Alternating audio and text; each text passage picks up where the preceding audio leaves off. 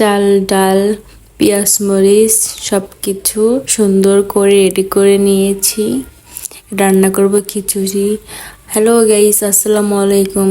সবাই কেমন আছেন? ফ্রিজে একটু মাংস ছিল, তাই ভাবলাম একটু খিচুড়ি রান্না করি। সুন্দর করে চাল ডাল ধুয়ে নিয়েছি, সাথে পেঁয়াজ মরিচ রসুনও কেটে নিয়েছি। মাংসগুলো ছোট ছোট পিস করে কেটে নিয়েছি। ছোট ছোট পিস করে দিলেই খিচুড়িটা টেস্ট হবে। অনেকগুলো পেঁয়াজ কেটে নিয়েছি। এখন এগুলো দিয়ে রান্না করার পালা। চুলায় কড়াই বসিয়ে দিয়েছি, মশলা সুন্দর করে কষিয়ে চাল ডাল দিয়ে দিয়েছি।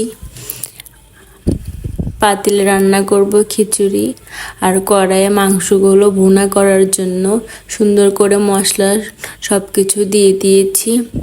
এখন মাংসগুলো ভুনা করব।